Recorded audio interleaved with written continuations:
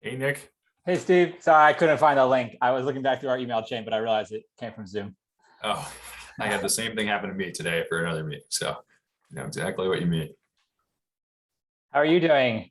Good, good. How about you? I'm great. It's a little hot today, but I'm not going to complain about a little bit more summer. Yeah. So you're at Tufts now, or at least in Boston? Yeah, I'm in Medford. Okay, yeah. Um, I'm teaching a class this semester to undergraduates, and so I have class every Monday, and so I have to be around. Yeah. Very nice. Well, I have to say, I took a peek at your presentation and it looks awesome. You have so many great photos. So, Oh, I know. I find that I'm more interested in talks that I listen to when they're very lavishly photographed. So, yeah, exactly. um, Exactly. Well and done. I don't know, lots of tiny insects. It's sort of hard to get up close to them. So, That's true. Right. And some older eyes on Cape Cod maybe oh, I'm can't see as sure. clearly. Do you know how many registrants there are? We had over 90. So, Wow, that's great. yeah. I mean, of course, we never know how many are actually going to attend. But I see we've already got a couple attendees on with us. So, Oh, amazing. I have to get my dongle so I can sure, hook up to my monitor. no problem.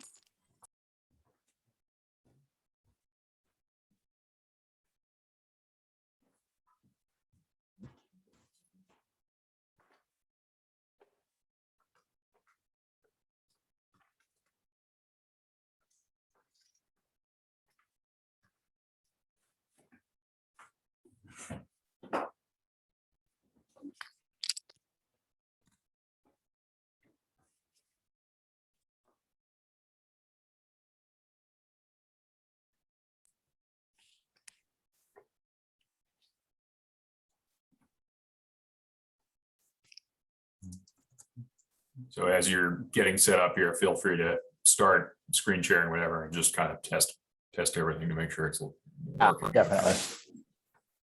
Have you had a nice fall of talks, fall lineup of talks Yeah, and so you're events? actually, I guess you're our second.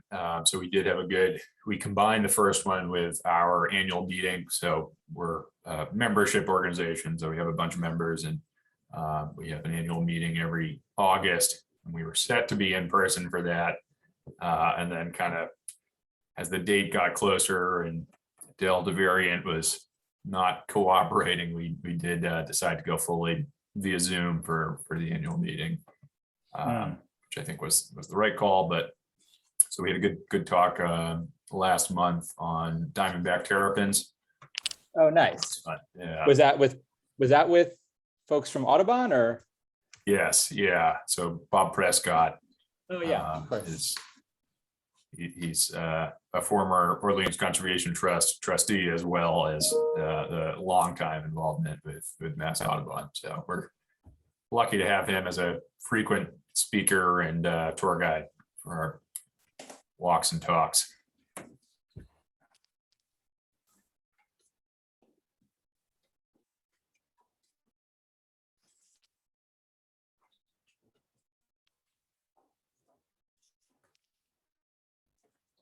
The external monitor is not turning on. It's not something that's grave or anything. I can share my screen another way. It's just bothering me.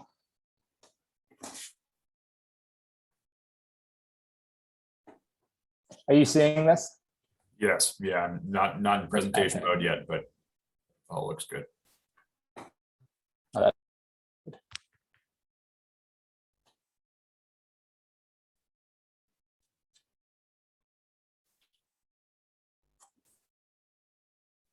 Oh, maybe I think it does detect that monitor.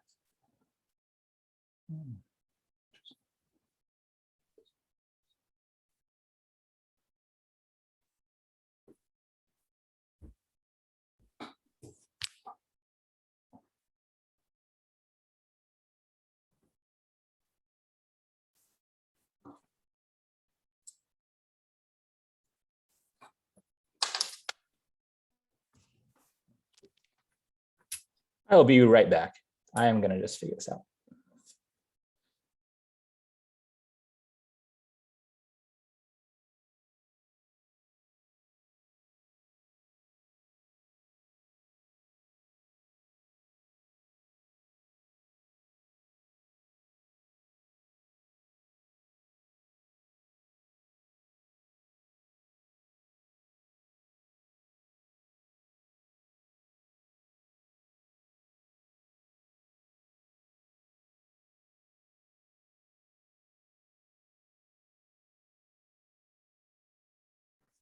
Okay, that should do it.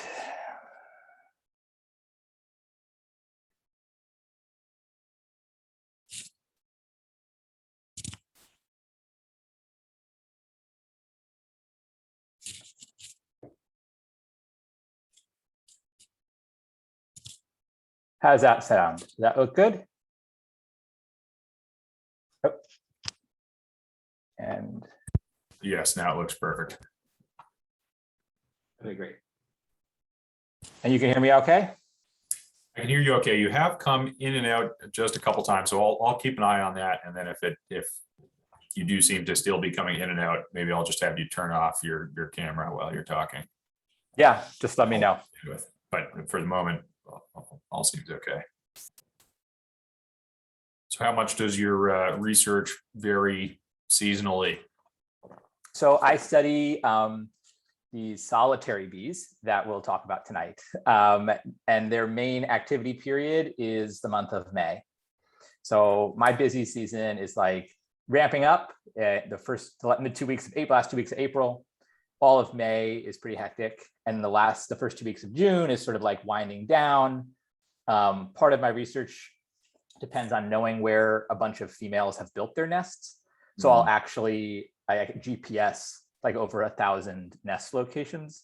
So that takes a couple of weeks of like, and sometimes the tags get messed up and it's just all sorts of unexpected things here at field work. It's just like always a problem. And so that happens up in New Hampshire. And it wasn't until like halfway through my PhD that I realized that the bees that I study are also really quite abundant on Cape Cod, because no one knows anything about these bees. So part of my PhD, even just part of my hobby has been sort of documenting where actually the bee that is showing right now. So this bee is called a cellophane bee, and I'll feature them in the first part of the talk. And they're a ground nesting bee. So females dig nests underground and they prefer sandy soils. So I took this photograph at the Crane Wildlife Management Area in Falmouth. Oh, nice. Which was the first time anyone found these bees at that place. And then I was like, well, let's keep going out on the Cape. Maybe they're further. So then I found them I've located them at Wellfleet Bay, in Truro, in Eastham. And I sort of stopped because it was becoming a little ridiculous. Like everywhere I looked, there were thousands of them. So this bee in inland sites really likes lowbush blueberry. And lowbush blueberry is abundant on the Cape, but this bee goes nuts at the bearberry heath. So like out at Marconi and like Bearberry Hill in Truro, forget it. I was blown away. Like these bees were nesting in the parking lot because all the other nesting space was already filled with bees. Oh my gosh. If you read papers from New Jersey, they'll define this bee as like a rare bee. And I think rarity has a lot to do with the scale at which you're looking at things. So like they're not rare at Marconi. They're not even rare on Cape Cod. But in Massachusetts, they're limited to sandy outwash plains, which is a rare habitat. So like you would not find this bee, in Concord, Massachusetts, or out in the Berkshires. You might find patches of sandy soil and blueberry where they might occur. And this bee has like never been observed in Vermont, ever. Wow. And so like you can see how like it might be rare regionally, but locally very abundant. Right. Yeah, that kind of reminds me of eastern box turtles, because we have quite a few eastern box turtles on the Cape, and it seems like especially Harwich have a lot, and Wellfleet, Eastham have a lot. But they're one of these species of special concern in Massachusetts. And I think for good reason. I mean, their population does seem to be very much declining in many parts of the state, but it definitely feels like they're locally abundant on the Cape in certain places, which is good. Yeah. So like I think of like prairie warblers are like a pretty good indicator of habitat for these bees because they like it sort of open. And in Massachusetts, where it's open, there's a lot of blueberry typically. But the prairie warblers are definitely more widespread than this bee because they're not responding to like the presence of sand, for example, and open sand. So I often think about like how other animals that are a bit more conspicuous might be used to like help predict where bees would occur. And it's just sort of something that I think about because I like going around and being a naturalist and looking at all sorts of animals. Yeah. But that's great. yeah, like I don't know, it's crazy. Like, they come and go. It's so quick. And so spring is actually the best time. I think spring is one of the best times to go bee watching or looking for bees on the Cape, just because that's like when everything is flowering. Beach plums flowering, bearberries flowering, blueberries flowering, the locusts are flowering. And then you hit like July, and it's like not much. And then you get some goldenrods and asters, like in the really native habitats. Like if you go to gardens, of course, people will plant things that bloom all year round. Right.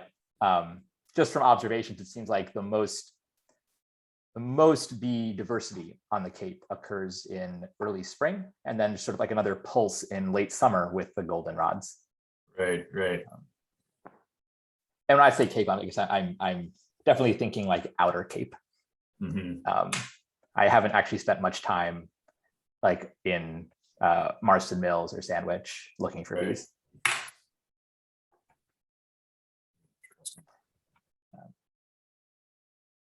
And I should come in right around 50, 55 minutes tonight. If I'm going over, just tell me to stop. Well, the nice thing about Zoom is, we're not on a super tight schedule like we sometimes are when we're at an in-person venue and we have to get everybody out the door by 7:30 or whatever it is. Yeah. So where are you guys located in Orleans? Do you have a headquarters?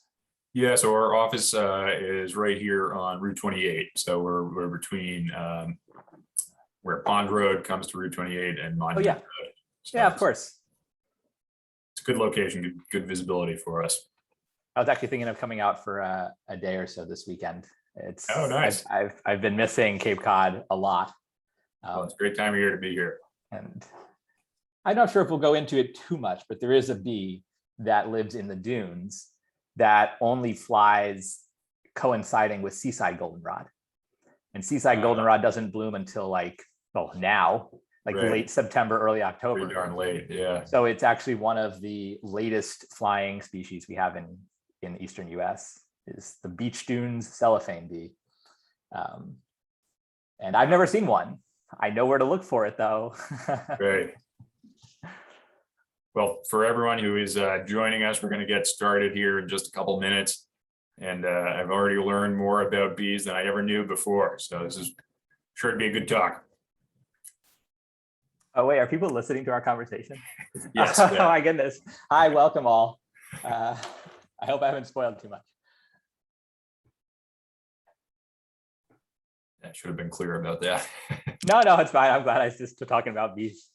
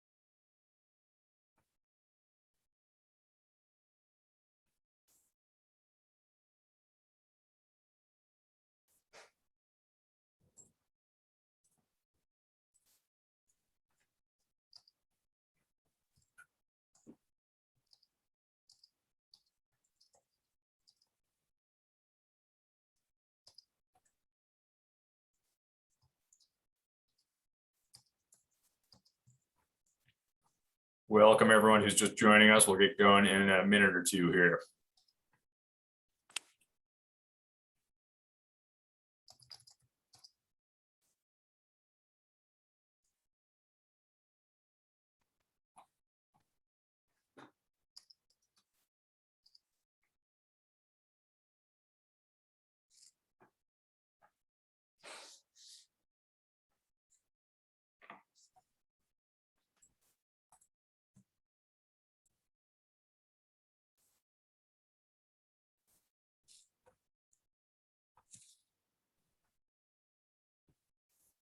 Nick, just so you know, I think that message you sent just went to you and me. So. Oh, it just went to us. I think so. So that okay. Person who knew you may not have gotten that if you want to try again. But we're at 6 o'clock here, folks. Thanks for signing on. And I see our numbers are continuing to increase here, which is great. We're getting close to 40 people on with us. And I know we had over 90 register, so I'm sure people will continue signing on here. But to give the floor to Nick for as much time as possible, I'm going to start things off here. So first of all, I wanted to say, A, thank you for joining us tonight, and B, thanks to many of you who came on a walk out to Poached Island last weekend as part of the Orleans Pond Coalition Celebrate Our Waters. That was a really great event, and we had a good group, and that's always a fun one. And I want to make a plug for our walk next month, which is going to be a walk to Namskakett Creek. So we'll be leaving from Skakett Beach, the Skakett Beach parking lot. That is October 21st at 1:30 p.m. And you can sign up for that on our website. It's a beautiful marsh property and one that many people don't get to. So I would encourage you to sign up for that walk, or even if you can't, go explore that area on your own. It's really beautiful and biologically diverse and important property for OCT. And then also please keep an eye out for an announcement on our October lecture, which is going to be with Bob Cook, who is a now retired but a longtime wildlife ecologist with the Cape Cod National Seashore. And he's going to be talking about Cape Cod vernal pool critters, especially in the National Seashore. So Bob has an incredible depth of knowledge on that subject, and that's sure to be an informative lecture as well. So with that, I will explain how we connected with Nick. And I work for the Orleans Conservation Trust, and I am the executive director at OCT. And OCT is one of the founding partners of the Pollinator Pathway Cape Cod initiative, which hopefully you have heard about and will continue to hear more about. I'm going to post a link in the chat here when I'm done speaking so that you can check out the Pollinator Pathway Cape Cod webpage. But it's a group of local organizations, including names like APCC and Mass Audubon and the Chatham Conservation Foundation and the Nauset Garden Club, and lots of good organizations have come together to encourage our collective members and the public to take measures in their own yards and on their own properties to improve habitat for pollinators, including the wild bees that we'll talk about tonight. So our group got a sneak preview from Nick, and it was phenomenal. I said, we got to get this guy to do a lecture for OCT. So I took a peek at Nick's slides before this event tonight, and you're in for a good show here. There's so many good photographs and some really interesting information. So with that, Nick Dorian is an ecologist, an educator, and a naturalist. He is a PhD student at Tufts University, where he studies the population ecology of cellophane bees and runs the Tufts Pollinator Initiative. He's joining us from Medford tonight. And Nick, thank you so much for making the time.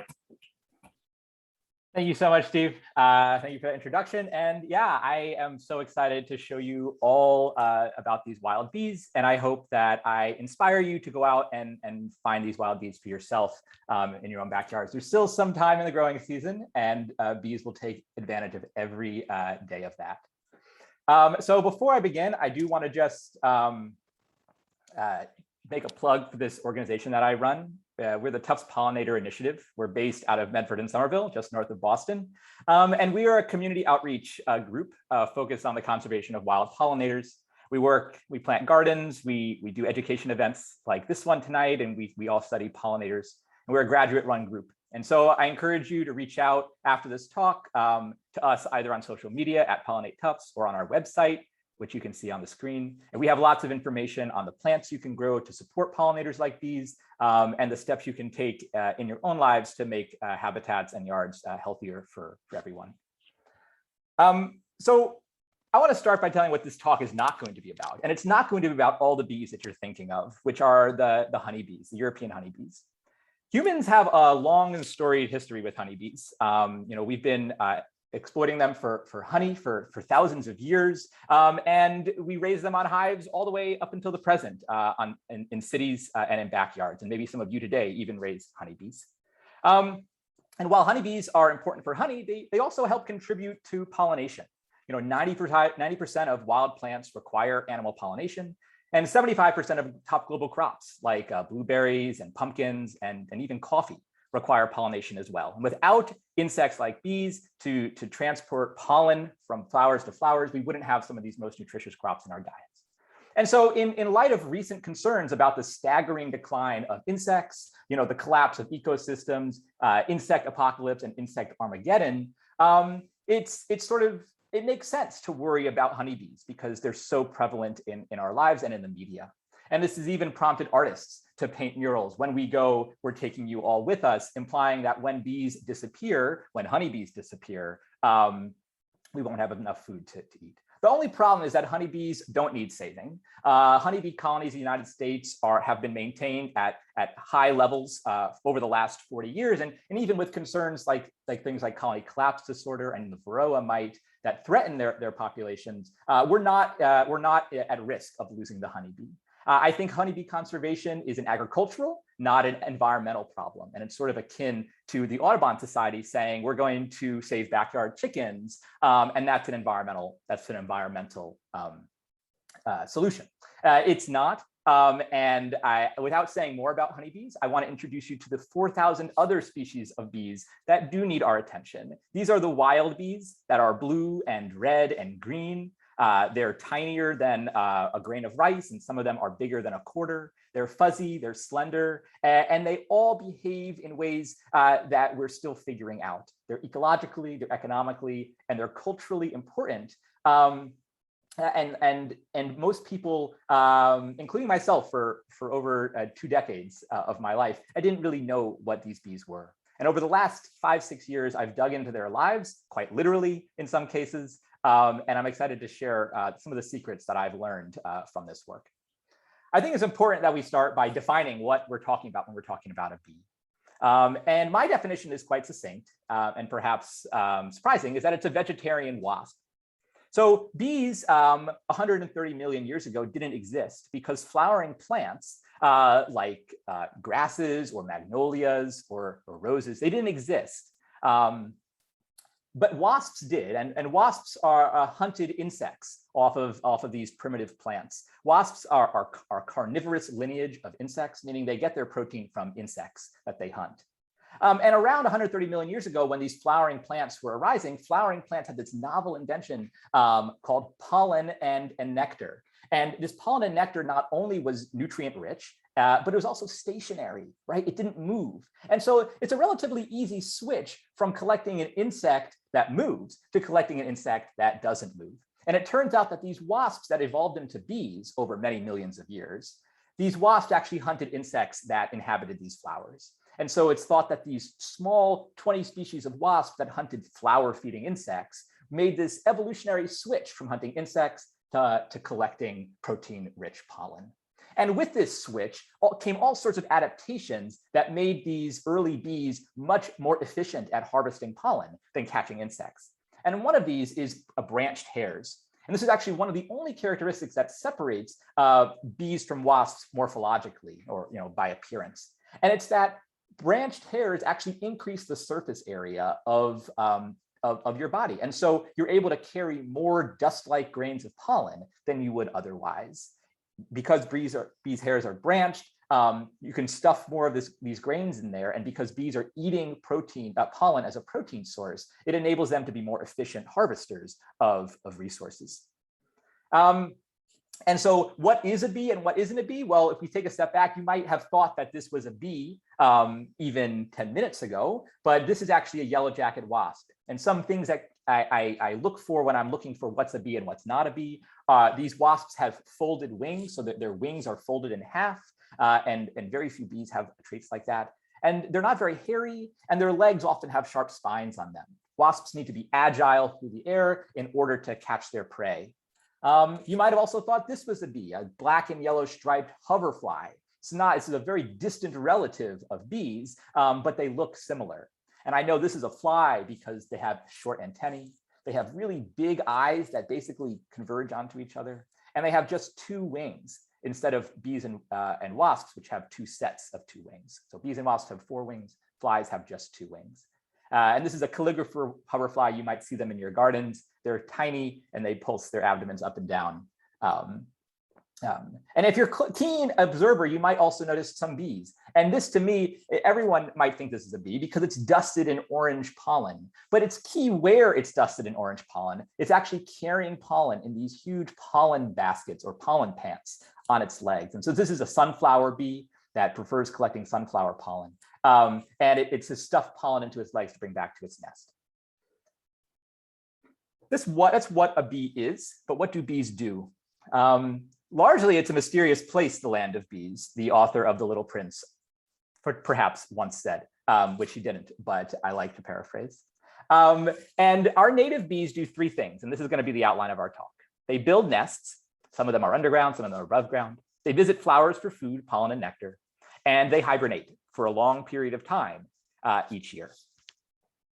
So our native bees build nests, and you might be thinking, well, bees live in societies. They're a very social species. And I hate to break it to you, that's another myth. Although bees do live in societies, some are highly social, the vast majority of bees live a solitary life. And about 80% of the 4,000 species of bees in North America and the 400 species of bees in New England are solitary. And a solitary life basically means every female that builds a nest, she does it on her own. She does it without, she's her own queen. She does it without workers. She does it without guards. She does it without foragers. She builds the nest. She lays the eggs. She collects all the food and she guards the nest. And because there isn't this big nest at home to guard, she's the only individual. If she does anything to jeopardize her survival, well, then she also is jeopardizing her nest. And so these solitary bees, the vast majority of them are very docile. So it's another myth, is that most bees are very gentle. And they don't sting because they're the only one standing between their nest and the following year. And so, yeah, if a bee stings you and I swat her, that could be the end of her nest. Whereas with a big social nest, there's 20,000 or 30,000 bees where every individual worker is a bit more expendable.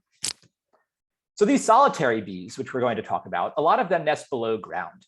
And the bees that I study are cellophane bees. And these bees love sandy soils like the ones you find out on Cape Cod. And in fact, I have a short video online, which you can look up. Just type in, cellophane bees, Nick Dorian, and you can find me talking about cellophane bees that I observed on Cape Cod in Orleans a few years ago. Cellophane bees, like most solitary bees, have a single generation per year. And by this, I mean that there's a single activity period, a 4 to 6 week discrete period where adult bees are flying, they're building nests, and then the activity period above ground is done. And below ground, those larvae, those offspring, are developing on the pollen and nectar the females collected. The larvae develop into adults. The adults hibernate underground over winter, out of sight. And then the following year, the cycle repeats itself. And there are bees that emerge in spring. There are bees that emerge only in summer. And there are bees active right now that you could never find earlier in the year. And so that might also be a new idea, that these insects are not, bees are out all year long, but individual species are only out for a discrete period of year. So what happens in the life of a bee when that emergence period occurs? So males come out first, and it's a race to be first. So what you're looking at here is actually what's known as a mating ball. And the males have very hairy faces. They have long antennae, and they're completely surrounding the orange rufous female in the middle. You can't even see the female because there's so many males vying for her attention and the chance to mate. One of those males will win out, and they will mate for a prolonged period of time, a couple of hours, until the process is done.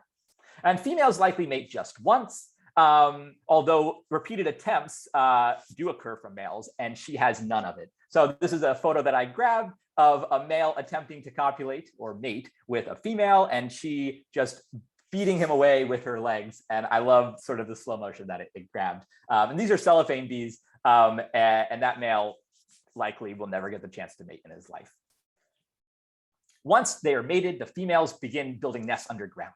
So she will dig a whole vertical shaft down through suitable soils, in this case, sand.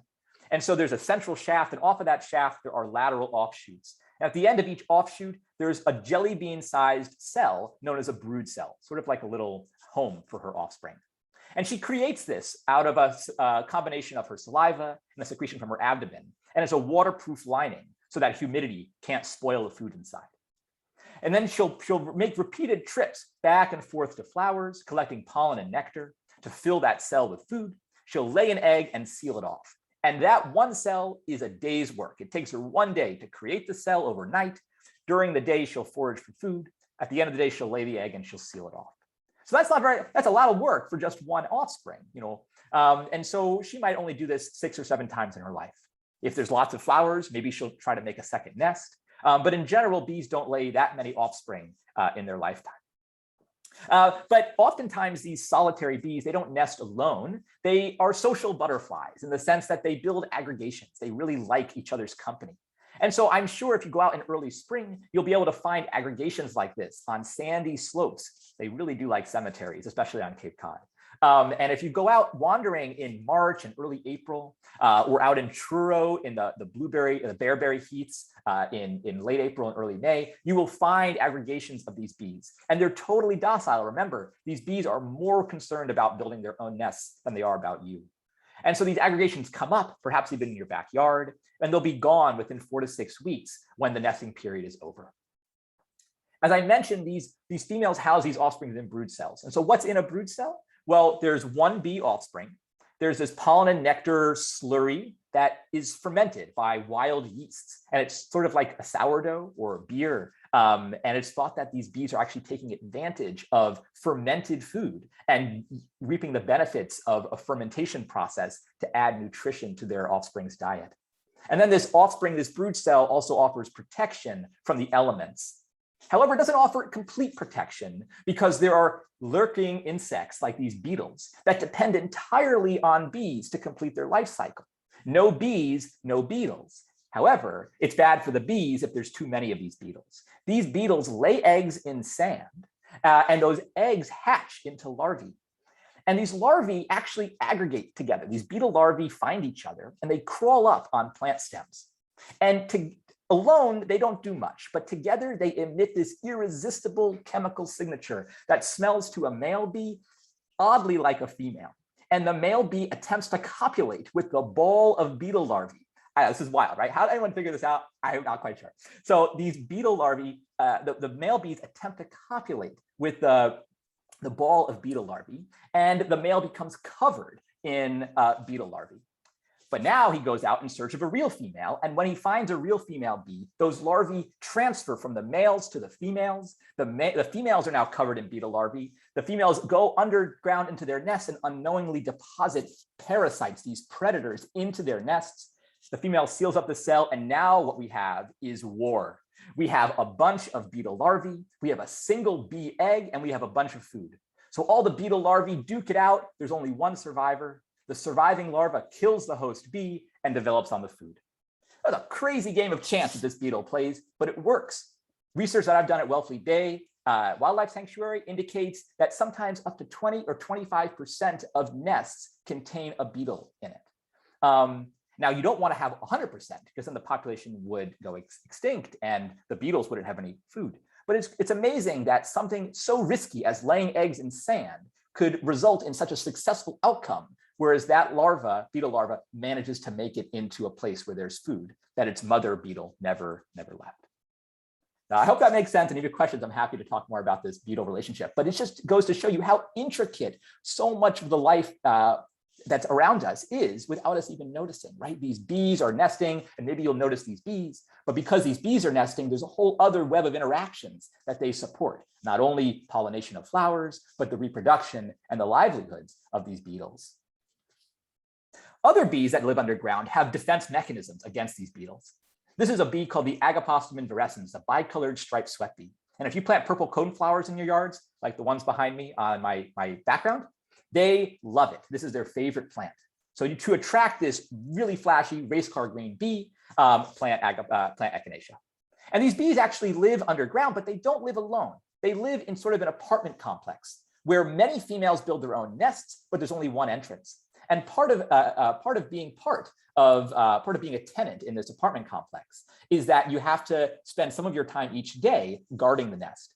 So you can see a female returning here, and there's a green face, a green shield in the nest entrance. And this is actually a guard female protecting the nest from intruders. And it's demonstrated that when you have a presence of a guard, predators like beetles or like other bees, as we'll talk about, actually are deterred from entering the nest. If we go one step up from this sort of communal living in an apartment complex, we actually have cases where you're a social insect, where you live in a colony headed by a single queen, in this case, bumblebees, and you have a whole army of worker foragers and worker nurses that help take care of your offspring. Bumblebees are some of the most conspicuous native bees, and they're some of the most long flying bees. They're out from early in spring all the way to the end of the year, which contrasts sharply with the cellophane bees that are out for just 4 or 6 weeks. Bumblebees build these annual colonies. So at the top of the screen, we have the spring life cycle stage. Queen bumblebees emerge from hibernation already mated, and they find a location underground, perhaps beneath a foundation or a rotting log, or in an old rodent burrow beneath some roots. She will collect pollen and nectar. They really like beach plum. They really like blueberries and bearberries. She'll collect pollen and nectar to provision her offspring. And then she'll lay eggs underground, and those eggs will hatch into the first worker cohort. And those workers will forage for her for the rest of the year. You won't see the queens after late spring. The colony grows throughout the year, and in late fall, the colony stops producing workers and stops growing, and instead switches to reproduction, starts producing new males and new queens to mate and carry the generation to the next year. Only the females survive the winter. The rest of the colony dies out. And if you have a bumblebee colony on your property, know this, that colony sites are not reused year after year. And so the site of one colony in one year is never the site of the colony the following year. And we have some students at Tufts, Dr. Jenny Pujesic, who just graduated, and a new PhD student, Sylvie Finn, that are actually digging into the lives of these bumblebees and figuring out where they nest. Because amazingly, for as charismatic and as culturally important as bumblebees are, we know very little about where they nest. But if you're looking for bumblebee nests, this is sort of what it looks like, where a worker bee will sort of hover above the ground, trying to figure out where her entrance is, and she'll crawl in. And I'll play this video one more time. Now you might see one bee, or if you stand in one place for a few minutes, you might see many bees coming and going. That's called worker traffic. And big colonies have more traffic than smaller colonies. So that's what ground nesting bees are. Above ground nesting bees take 3 flavors. They take renters, excavators, and architects. Renters find abandoned or vacant cavities to occupy. Excavators create their own cavities in sticks or in wood. And architects actually build their own cavities that are freestanding. They cement together pebbles with sap and resin. We're just going to talk about renters and excavators today because they're the most common and ones on the Cape that you're likely to see. The general life cycle of an above ground nesting bee doesn't vary that much from the below ground nesting bee life cycle. It's a single generation typically that starts in spring with the emergence of males and females. The females get right to work. I should mention that the males don't help at all. The males in most insect societies, solitary or social, are usually just good for mating. The males get out of the picture, the females commence nesting. And you can see here in figure 4 that the nests are not built vertically like underground, but horizontally in a tube.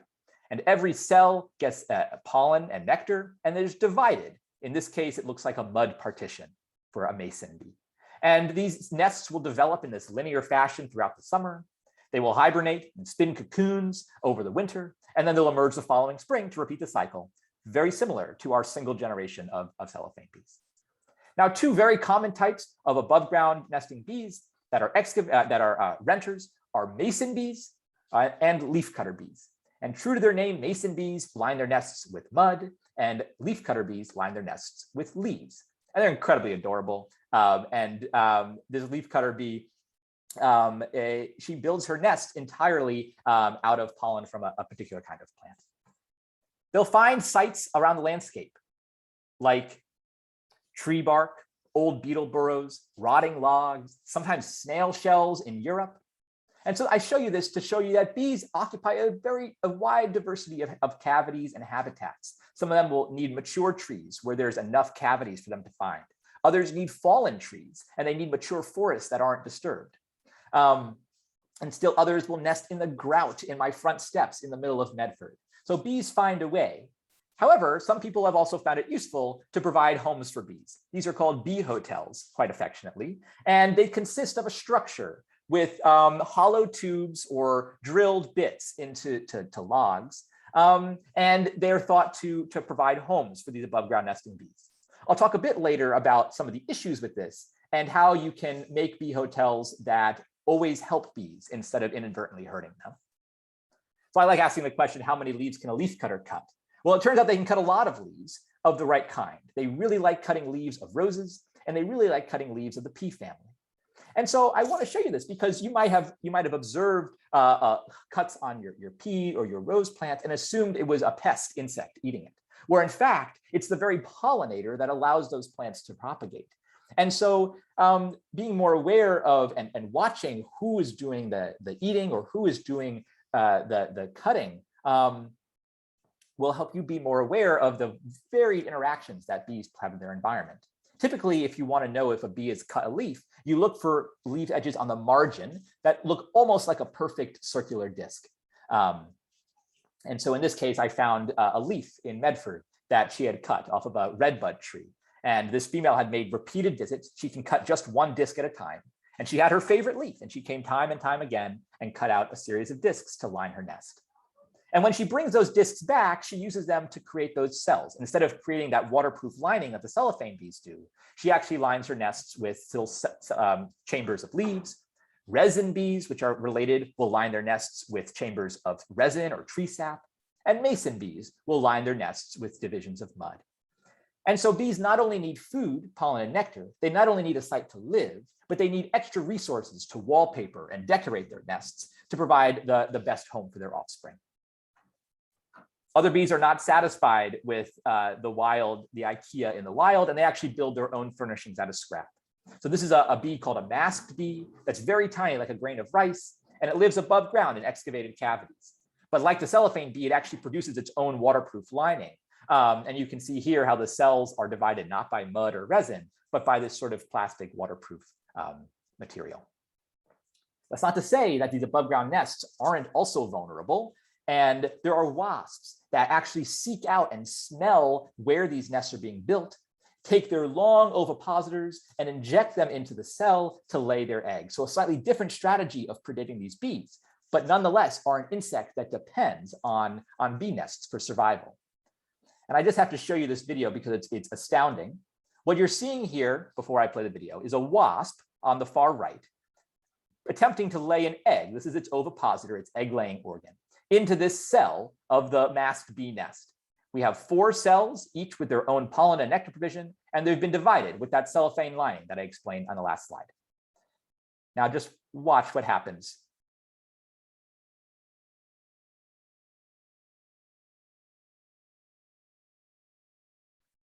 The wasp is producing an egg, and I want you to look at the tip of that egg ovipositor. Like a magician pulling a rabbit out of its sleeve, the egg comes out of nowhere, and that cell has been parasitized. Now, maybe you're thinking, well, maybe the host bee could detect it. Well, she can't because she's already moved on to the next cell, and going back to check if her cells are okay would result in destroying an entire day's work. And so this is genius on the part of the wasp, because the wasp knows that the female bee will never go back and check her work to make sure it hasn't been parasitized. So this is the real issue for the masked bee, and it's a great novel invention on the part of the wasp. So those are renters. Excavators are the other type of common above ground nesting bee. We have Ceratina, which are the tiny carpenter bees, and we have Xylocopa, which are the big carpenter bees. Small carpenter bees excavate pithy stems. So like raspberry canes, if you cut them, the interior isn't hollow. It's also not solid wood. It's sort of soft, spongy plant material. And this is called pith. And what these carpenter bees do is they actually chew this pith, they masticate it, and then they use it to line and divide their cells up. So instead of it being resin or mud, their nest linings are made out of this masticated pith. And so this is a reason to cut your stems not all the way down in the winter. if you have raspberry canes and you cut them to about 12 inches tall, next year, if you leave those canes standing, there'll be homes for these carpenter bees to build their nests in. Large carpenter bees, in contrast, excavate nests out of wood, dead trees in the forest, or sometimes your untreated deck, which causes a lot of unfortunate human bee interactions. These carpenter bees, although they seem aggressive, are actually quite docile. And the most interacting you'll ever have is with the male carpenter bees, the ones that are defending territories waiting for a female. Now, one thing about male bees, and actually all insects in general, is that males can't sting. So even though they might seem fierce, males have no capability of stinging. Not just that they're docile, but they actually don't have a stinger. And so if that is still an issue and you'd like to remove carpenter bees from your premises, or you're worried about the integrity of your structure, I recommend an organic fix. Either painting the wood so the carpenter bees don't want to chew it, plugging the entrance with steel wool or caulk, or doing a method that basically doesn't release pesticides in the environment. Pesticides in the environment have far-reaching consequences than we know about. And although you would kill the nest of the bees inside, at least you're minimizing the impact you have on the other individuals around. So our wild bees nest. And in order to build nests, they have to find suitable sites to nest, but they also need to visit flowers. And when bees visit flowers, they're not visiting flowers to pollinate. You know, it's very idea, bees pollinate. Pollination is a consequence of bees visiting flowers. When they visit a flower, they carry dust-like pollen on their body, and they deposit it on the reproductive organs of flowers. And that's how flowers reproduce. However, bees visit flowers not to help plants reproduce, but to get food and food for themselves to reproduce. They collect nectar, which are sugars or carbohydrates, and pollen, which is protein. Bees don't really have many preferences when it comes to nectar. Nectar is really sugar rich, and some bees, like these carpenter bees, will actually go to great lengths to get nectar because flowers don't want to give it away too easily. This is a salvia plant that someone planted in their garden, and this carpenter bee has used its teeth to slice a slit in the base of the flower and avoid the hassle of going through the entrance of the flower. It's cut a slit, it stuck its tongue in and had unlimited access to the nectar. It's a process called nectar robbing that actually a lot of bees will do. However, when it comes to pollen is protein rich, and plants don't give it away nearly as easily as they do nectar, even in the case of nectar robbing. You know, a steak might have 30% protein, but pollen can sometimes have up to 81% protein, which is wild. When bees visit flowers, sometimes like these sunflowers, you can see this longhorn bee. She's collecting pollen off the surface of this sunflower. And the pollen is the yellow dust, and you can see it's very sort of easily accessible. Other plants don't want to give it away as easily. Plants in the families of Ericaceae, which are blueberries or bearberries or cranberries, and plants in the nightshade family, the Solanaceae, like tomatoes and tomatillos and chili peppers, actually lock their pollen away in anthers, in tubes. And these poricidal anthers actually require vibration to release the pollen. And so only certain bees know how to do this. But the bees that know how to do it are really good at collecting pollen. This is a bumblebee, which is capable of buzzing those flowers. And you can see the pollen sort of cascading out of the tip of this anther like snow. This is called buzz pollination. And about 50% of bees are capable of doing this. Bumblebees, native bees like the cellophane bees that like blueberries are all capable of doing this. Honeybees cannot. And so this is a real case where relying on the honeybee for our agricultural system is good, but it's limiting. We need to have a diverse suite of native pollinators so that all the different kinds of foods we eat can be made. In order to learn more about this, I'm going to make a pitch for this T for tomato. My group, the Tufts Pollinator Initiative, created a pollination alphabet. We commissioned an artist to design a letter featuring both a crop and the pollinator of that crop.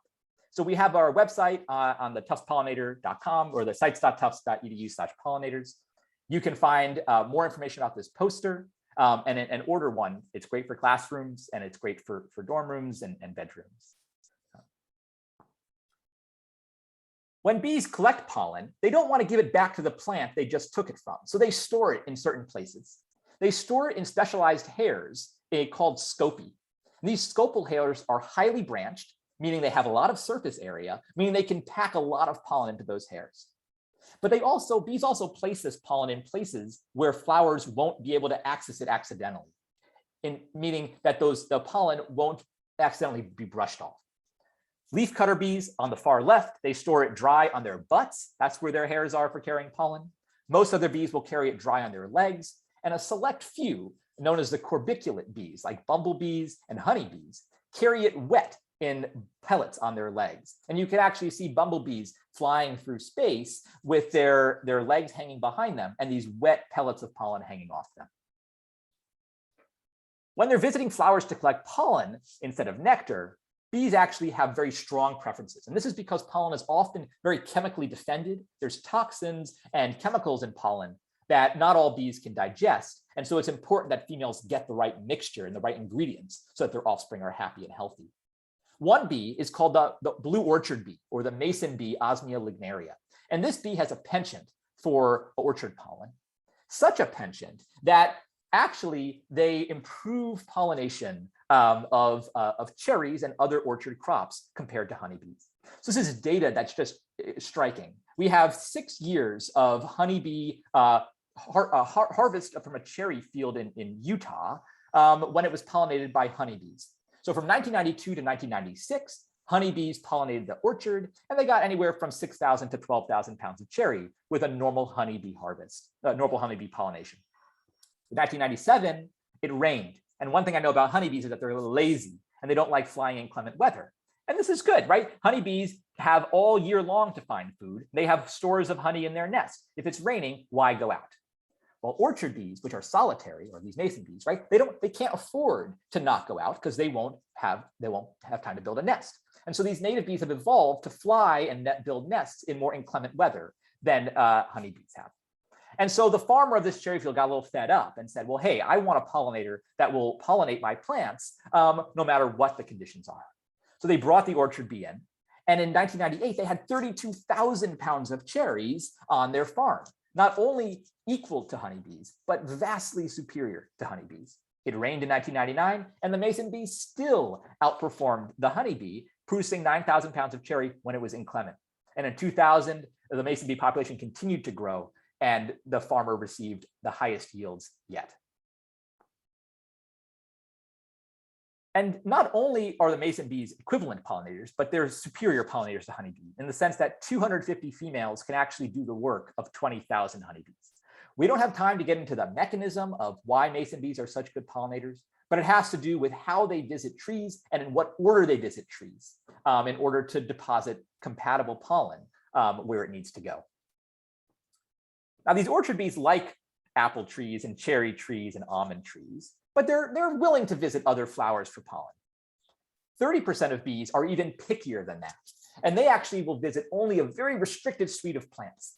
Some only visit willows or blueberries, others only visit tomatillos in summer, and others, the ones that are active now, are very picky and they only visit goldenrods and asters. Because they're picky, they're also incredibly good at finding the plants they're picky about. And so if you plant tomatillos in your yard, you will almost certainly get the tomatillo bee that only visits tomatillos.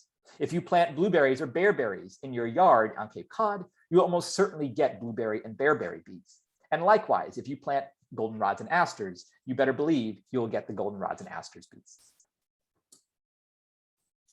One specialist bee that I want to highlight is the squash bee. And now this bee is so charismatic and it's so fuzzy, and yet it has such a tale of how it got to Eastern North America. Squash doesn't grow native in Eastern North America. In fact, squash is native to the southwestern US and northern Mexico.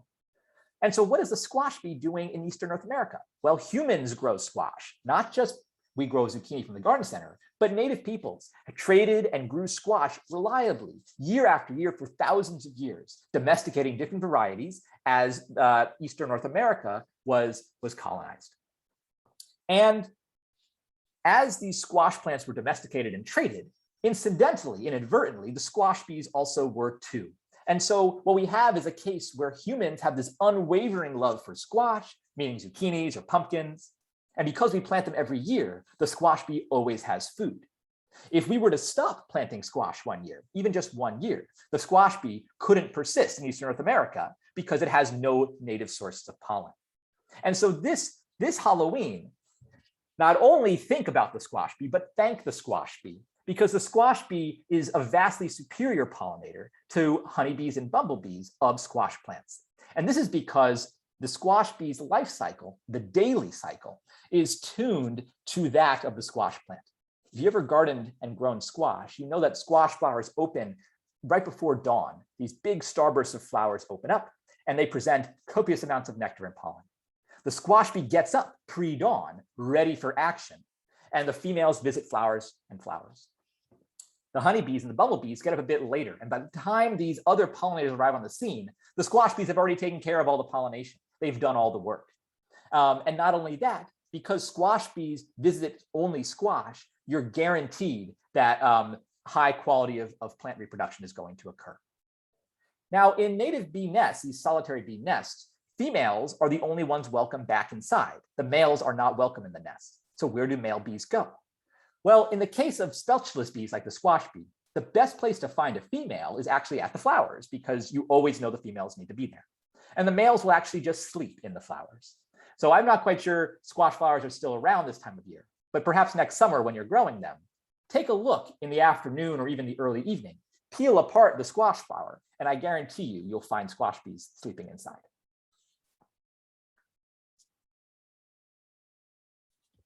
However, not all bees collect pollen. There are bees called cuckoo bees that actually freeload off of the hard work of all these other solitary bees that build nests and collect pollen day in and day out. And these cuckoo bees make a living basically just laying eggs and being really sneaky about getting into the nests of these solitary bees. One kind of bee, Triapelus, is a parasite of the squash bees.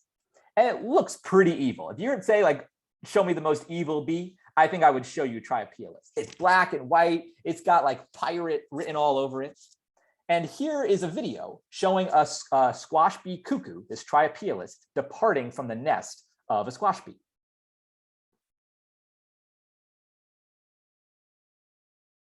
Here it comes. She emerges.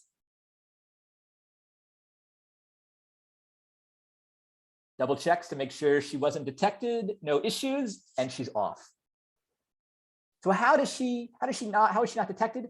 In many cases, these cuckoo bees will cloak themselves in the pheromones of the host bee.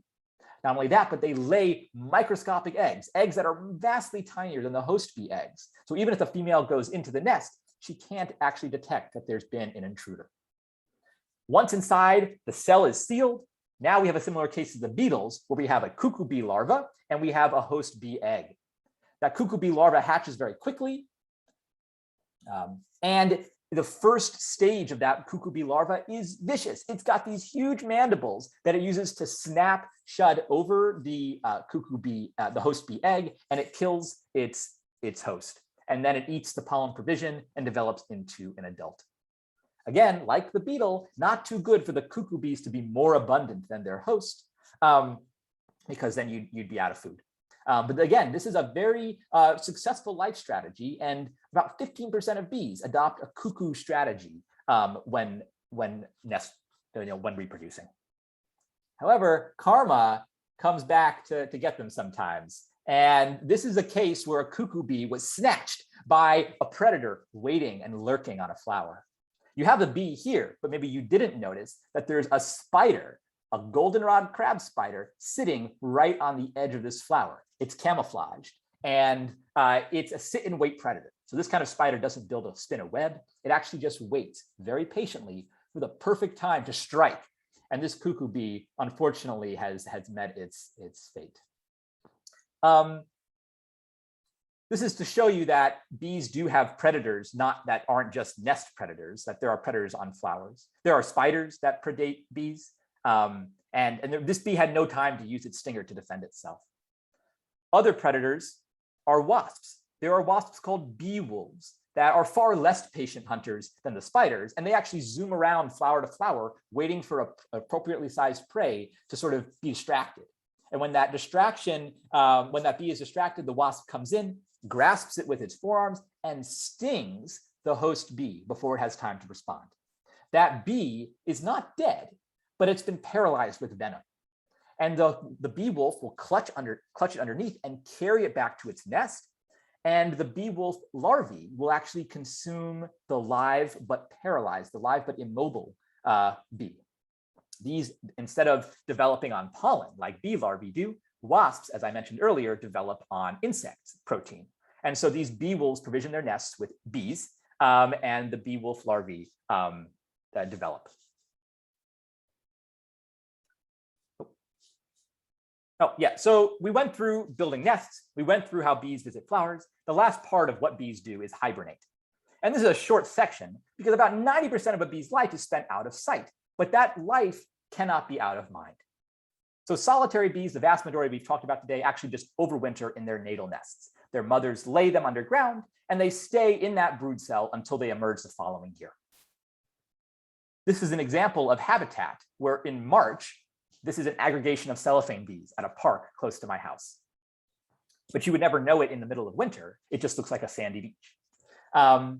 And what I mean to say is that it's really important to understand in your site, if you're looking to do restoration or you're looking to disturb a site, to understand that there might be all sorts of lives that are entangled in this bare patch of soil that would be important to understand that they're there before you proceed.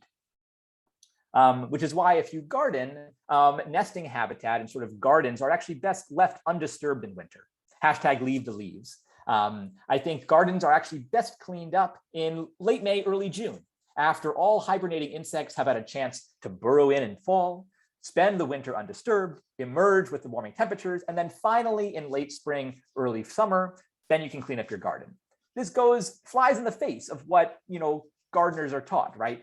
Fall cleanup, spring cleanup, all of that cleanup, you're removing biomass from the landscape and removing hibernation sites for all these valuable bees. Remember those bees that nest above ground in stems?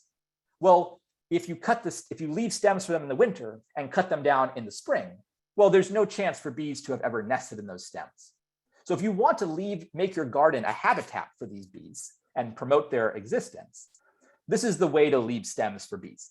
The first year, you let the plant grow. In the winter, you cut the stems to about 12 to 16 inches tall. Then you leave them all during that next growing season. The plant will continue to produce new stems, but your old stems are still standing. Bees in that second year will build nests in those hollow stems or those pithy stems.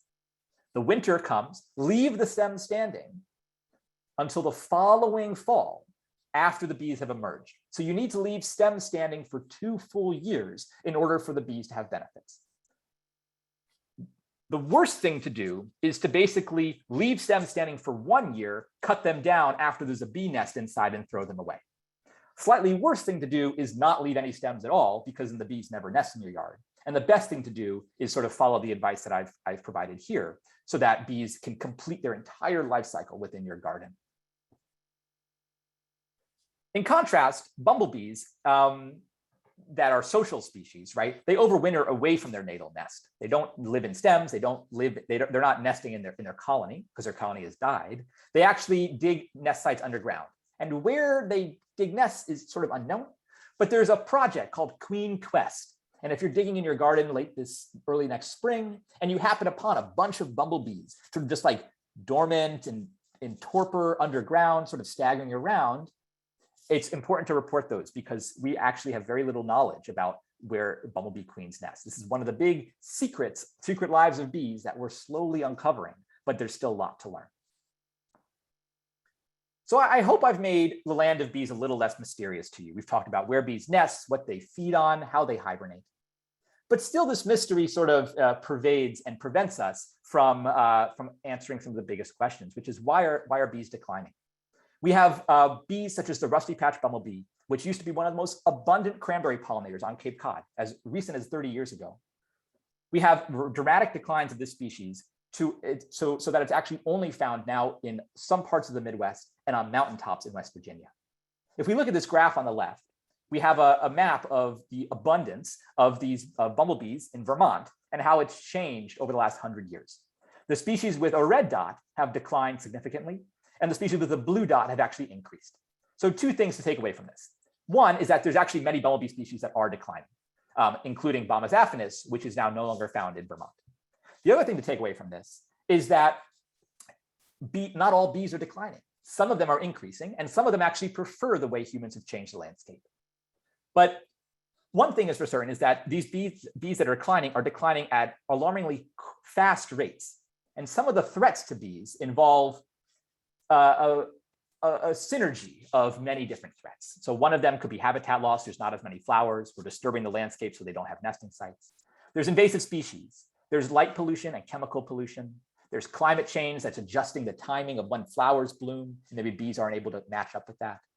Agriculture and lawns. Lawns are a huge threat to biodiversity, just in terms of the energy and chemical inputs that are required to maintain them, and pesticides too. And so no single one of these threats is the most dire, although habitat loss and pesticides are pretty bad. But it's actually the combination of this cocktail of threats that threatens bees most. And because we still know very little about bee biology, apart from what I've shared with you today, mystery still hampers these conservation efforts to the point where the US Fish and Wildlife, no matter how much they wanted to, were unable to designate a reserve to protect the rusty patch bumblebee because no one had ever found their nests before. So it's not as though the interest and the resources aren't there to protect bees. It's that the mystery surrounding bees of how they live their lives is so great that we actually can't protect them in cases when we do. And so this is where I find myself most interested, is sort of digging into the lives of bees and sort of making sense of how bees live their lives and what can we learn from studying a single species really closely. I'm wrapping up here. I know we're short on time. If you want to save the native bees, not just save the bees, but save native bees, the ones we've talked about, I have a strategy for you, and it's use seeds. S for sustain diverse native landscapes, E for take an entire life cycle approach, E for eliminating pesticides, D for making observations do observe, and S for sharing what you find with others. The first S means sustaining native landscapes that support local food webs, that attract both people and pollinators, that use plants that are native to the region that require less water and no fertilizer because they're adapted to the sandy soils of Cape Cod and not Minnesota. And they reconnect us to our natural heritage. And there's several people, such as Heather Holm or Doug Tallamy, Larry Weiner, and Dan Jaffe Wilder, that have been promoting the use of native plants to restore not only landscapes for bees, but all local biodiversity. And any one of these names would be a great starting place to learn more about this, although of course, I'm happy to answer questions. I'm sure you're all curious if I have any recommendations for what plants to plant. Of course I do. I love recommending plants. So, oh, I spoiled it. Okay, so here's 8 plants that you may have never heard of, but are always on Nick's picks for what to plant in a garden. And importantly, I've selected these plants not only because they're attractive to people, but because they bloom throughout the year. Lanceleaf coreopsis and foxglove beard tongue are native plants that bloom in early summer. Wild bergamot, Culver's root bloom a little bit later. Joe pieweed and New York ironweed fill the gap in right after Culver's root finishes. And then New England aster and goldenrods finish out the year with a bang. Planting flowers that bloom throughout the year rather than just blooming on 4th of July is really important to making sure we have food available for all those bees that have such a short punctuated life cycle for only 4 or 6 weeks out of the year. Of course, these plants are great and native to New England, but because we're on Cape Cod, here are some bonus plants that I think would be especially good if you could plant them in your yards.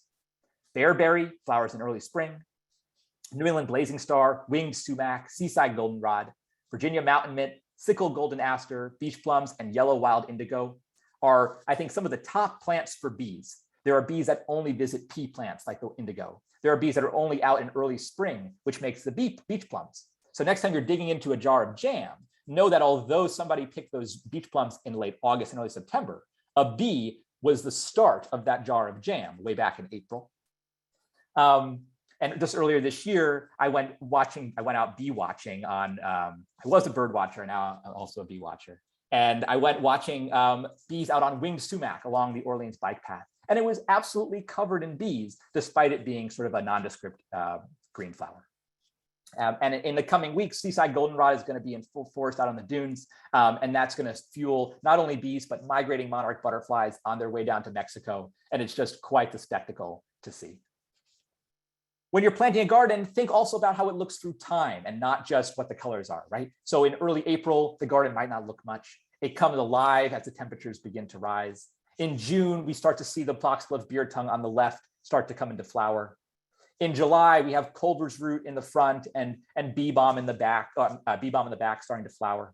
And then we have the goldenrods and the Joe Pye weeds starting to make this garden come to life. And the insects come and they come and they come. And it's just so much life that you can't imagine how many other insects there must be around.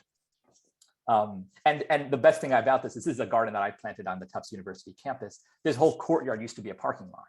And so in a matter of years, they created these garden beds. My input was taken into consideration when we were planting these gardens. And now we've created this plaza for pollinators to refuel and complete their lives in the middle of an urban center. So if you're thinking about gardening, actually the next 4 weeks or so is the best time to plant your native garden.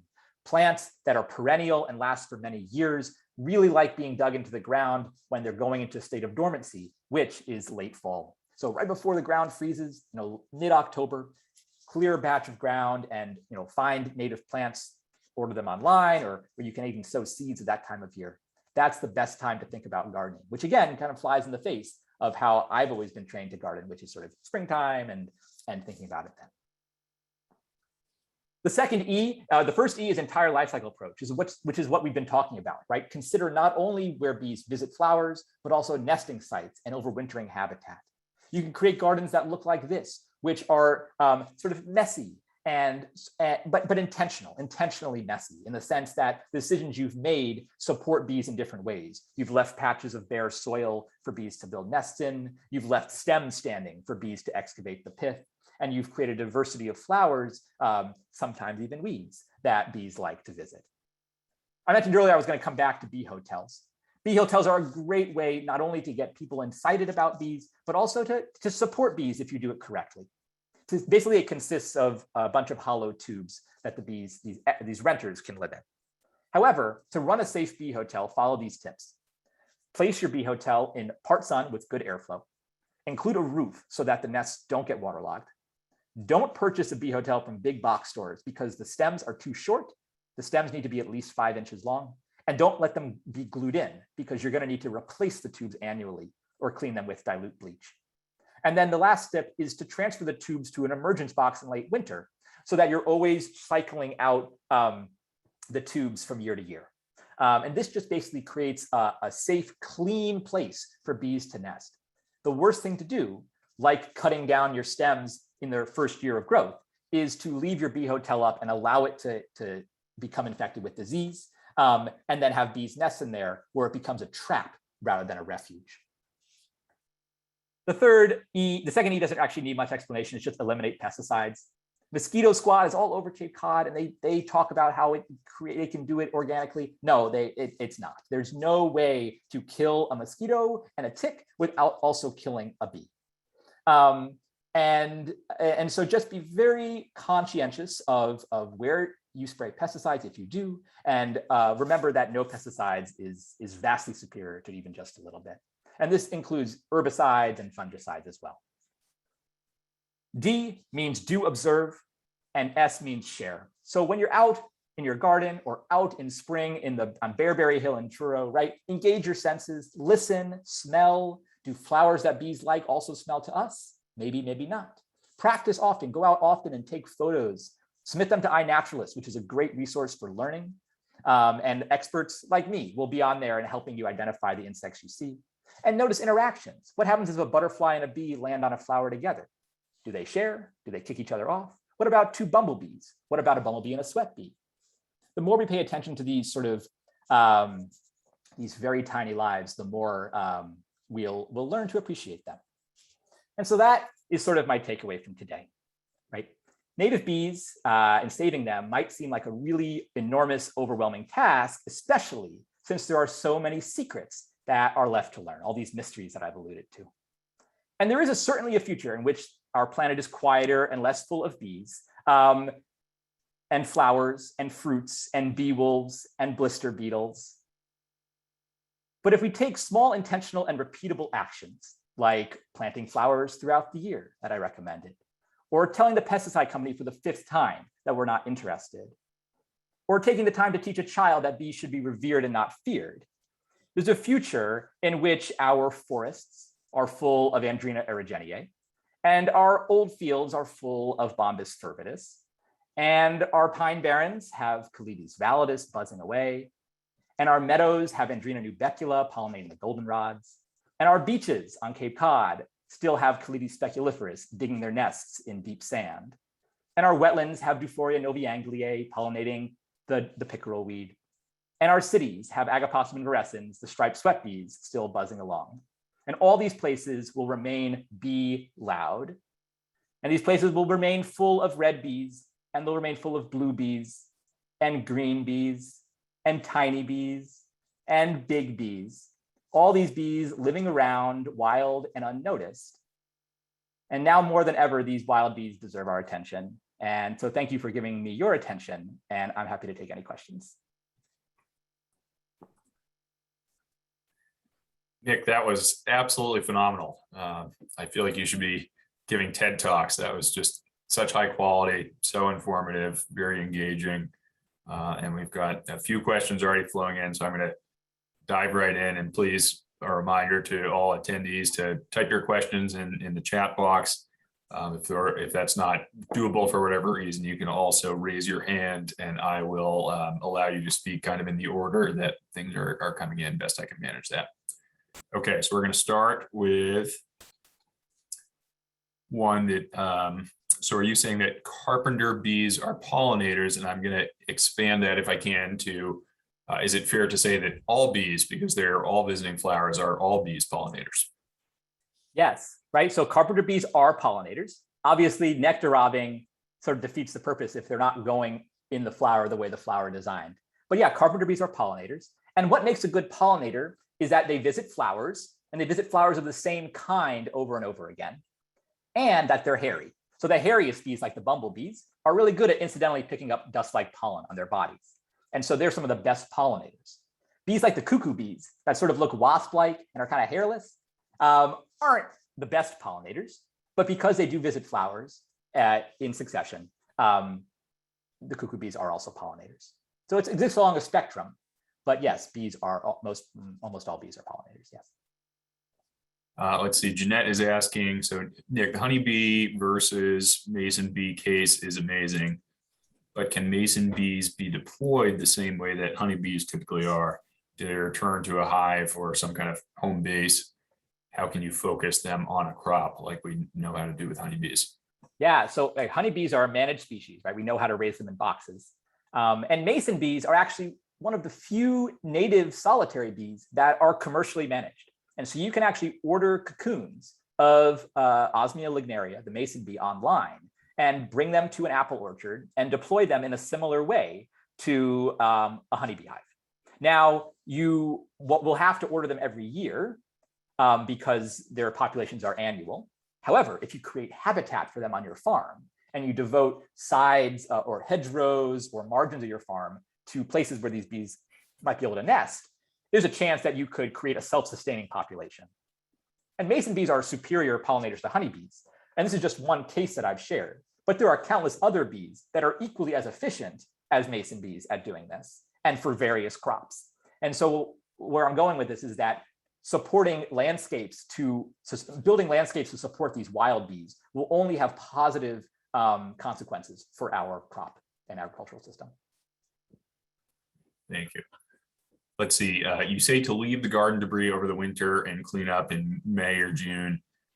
Is that advice intended mostly for flower gardens as opposed to vegetable gardens where you might have to be planting your crops earlier than May or June? Yeah, that's great clarification. What I mean to say is sort of the perennial garden.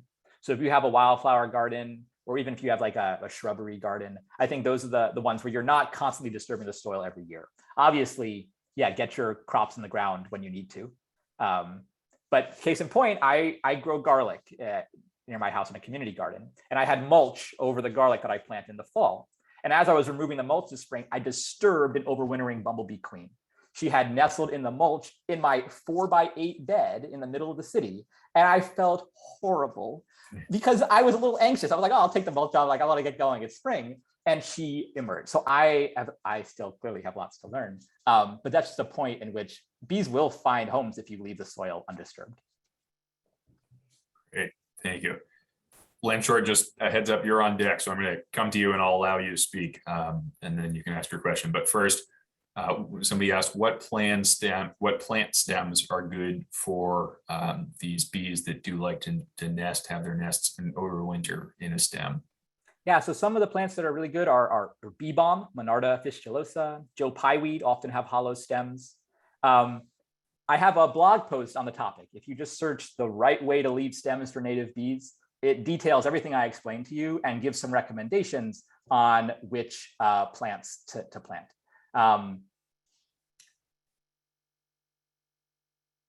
Also swamp milkweed. Swamp milkweed has hollow stems. Now, you'll notice that all of these stems are the same width. Some are smaller, some are wider. And that's great because different bees need different diameters of stems. Oh, also sumac, like winged sumac or staghorn sumac have pithy stems, and elderberries too have pithy stems that can be used by nesting bees. Great, thank you. So Len, I see that you're unmuted. Go ahead. Well, I've raised honeybees. I had 50 hives at one time that I rented out to the cranberry growers and also the apple orchards in the Neshoba Valley. And it was an interesting experience. So I really don't have a question. That's great. Do you still rent out those hives? No, that was years ago. I've moved on from there. Well, yeah, and don't get me wrong, like agriculture, the way and the scale we do it could not happen without honeybees. Like 100% of California honeybees are rented for the almond production in the Central Valley. The scale of the operation could not happen with native bees the way we do it. What I'm promoting is saying, if we can create some habitat for native bees or have a polyculture where many different crops are grown, it just creates the chance for these native bees to also help out and provide this free pollination service. Thank you, Len. I'm going to jump ahead one question because somebody asked if this is being recorded and whether you can share it. And yes, it will be recorded. It's going to be available on OCT's website. And I will do my best to follow up with everyone who registered for this talk and also all of you who have attended as well. So you have a link to get to this recording. And thank you to Nick for allowing us to record it. And I think I might be going back to watch it for a second and third time because there was so much information in there. So this is a good one. Which of your recommended plants are also bunny and deer proof? It's a sad thing to bring home beautiful plants from the OCT native plant sale only to find them munched to the ground a few days later. Or Jeff, who asked that question, in my case, the next morning. So you're not the only one who that happened to. And I'm certainly the victim of bunnies. I'm going to recommend mountain mint. Virginia mountain mint is very bunny proof, but the most bunny proof plant I've ever grown is ironweed. I've never had a deer or a bunny eat ironweed. I've had my swamp milkweed, my New England asters, much to the ground. Interestingly, I've also never had goldenrod really touched that much. So I would also throw goldenrod into that group. And any of the mints, so bee balm and anise hyssop are also two good options. It's, we might like tea out of, that tastes like licorice, but bunnies don't. Great. Very few plants are completely bunny proof. Sometimes fencing is the answer. Okay, let's see. What is the name of the beetle that's associated only with the cellophane bees? The beetle is actually doesn't really have a common name. It's called Tricrania sanguinipennis, which basically means like the blood-winged blister beetle. And you don't want to handle the adults. They will give you blisters. They have like a chemical that they'll secrete. But you don't really encounter the adults too much. Like they march across the sand for like a week in early spring. They don't fly and they don't eat. So their entire job is like come out, lay eggs near a cellophane bee nest and reproduce. But yeah, these blister beetles, they reproduce in the nests of 3 cellophane bees, all of which occur on Cape Cod. the Calides inequalis, which is the earliest one and emerges in mid-March. Calides validus, which is the blueberry or bearberry cellophane bee that is active in late April and May. And then the rufous-backed cellophane bee, Calides thoracicus, which is active after Calides validus in May and June, and visits plants that are flowering that time of year. And the blister beetle can reproduce in the nest of any of those cellophane bees.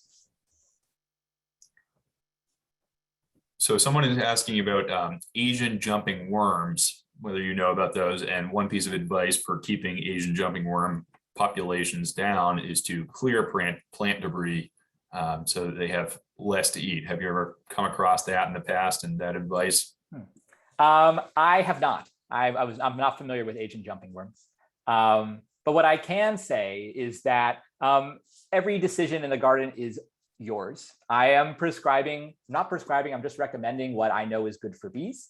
But definitely if you have other goals in mind for your garden, for example, you grow vegetables, do so with a clean conscience, right? Like cleaning up the garden is not the worst thing in the world, but knowing that you're doing that and potentially not leaving habitat for bees is just something to be aware of. I think being really informed is the best kind of gardener to be, because then you can make decisions and sort of know the implications of your action. Don't let it paralyze you. So you're like, I don't know what to do. I don't want to make a mistake. Maybe do half your garden and leave leaves in half of your garden and see if that makes a difference, or leave leaves in a quarter of your garden. So yeah. For what it's worth, Ellen, I'm not sure that these Asian jumping worms are present on the Cape. I'm just assuming you're on the Cape, but maybe I'm wrong. I know they are a serious problem in some areas. I hadn't heard that advice about clearing away all plant debris to try to control their population, but it seems like a pretty extreme measure that would affect a lot of wild bees and a lot of other critters too. So hopefully there are other management measures if and when these Asian jumping worms do continue to become a problem in our area. Somebody is saying that they do see them or have seen them on Cape Cod. So something to keep an eye on. But Nick, I think that's very well said, and just being aware of how your actions can impact these different critters. Well, I think that was, I think we got through all the questions. If you have more, want to follow up via email, Nick has provided his info here. And again, I just want to say a huge thanks to you, Nick. You're getting lots of great comments coming in here. That was a super impressive presentation. And it's a subject that I don't think there are many great educators out there who are focusing on this kind of thing. So you're doing an awesome job. And I want to wish you a heartfelt thanks for your work. Thanks for the compliment, Steve. I really enjoyed being here. And yeah, good. Thank you and have a good evening, Al. Thank you, everyone, for attending.